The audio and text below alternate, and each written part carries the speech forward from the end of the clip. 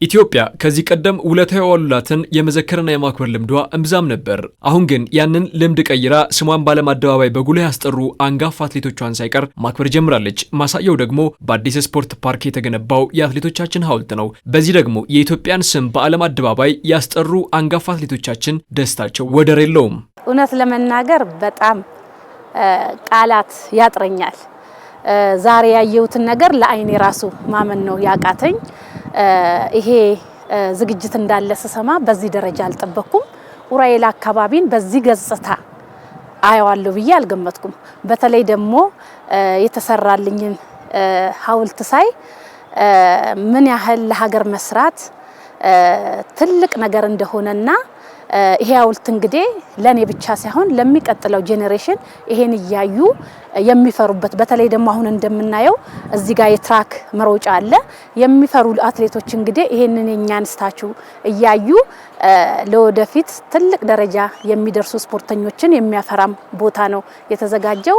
እኔ እንዳጠቃላይ ግን በጣም ማመን አቅቶኛል። በተለይ አካባቢውን በእውነቱ ከሆነ እኔ አሁን ዛሬ ያው በዚህ ሰዓት ነው እዚህ መጥቼ ያየሁት።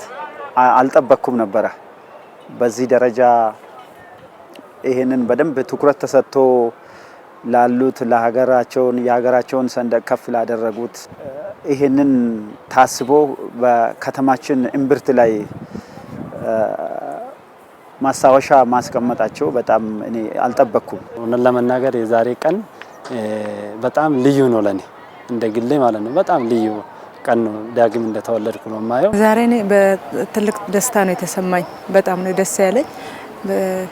ያው በጣም ደስ ብሎናል። ኢትዮጵያ አሁን ላይ በትውልድ ግንባታ ሂደት ትኩረት ሰጥታ እየሰራች ትገኛለች። በተለይ አልባሌ ቦታ በመዋል በሶስት ጊዜያቸውን የሚያጠፉ ወጣቶች መዋያ እንዲኖራቸው ከማድረግ ባለፈም ራሳቸውንም ሆነ ሀገራቸውን ማስጠራት የሚያስችል ውጤታማ ስፖርተኛ እንዲሆኑ ዘመናዊ መሰረተ ልማትን ጭምር የተሟላላቸው የስፖርት ማዘውተሪያዎችን እየገነባች ትገኛለች። እኛ በሌላ ዓለም እንግዲህ ለረጅም ዓመታት ስሮጥ ሁል ጊዜ የምመኘውን ነገር ነው ኢትዮጵያ ውስጥ አሁን እያየሁት ያለሁት እና ይሄ ለህብረተሰቡ በጣም ትልቅ ነገር ነው።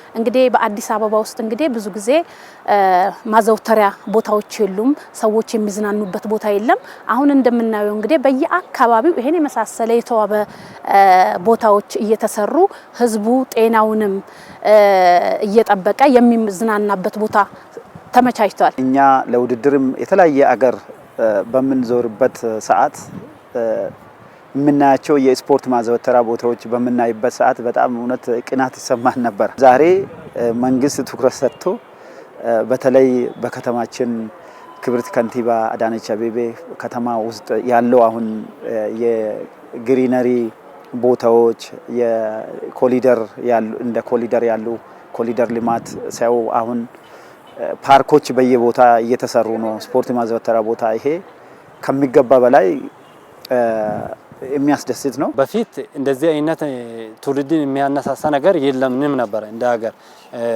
ምክንያቱም ቦታም አመቺ አልነበረም።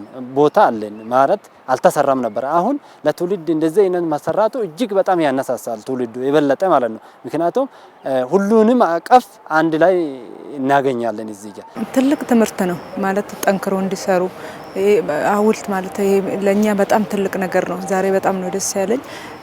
ያው ትልቅ አትሌት ነው።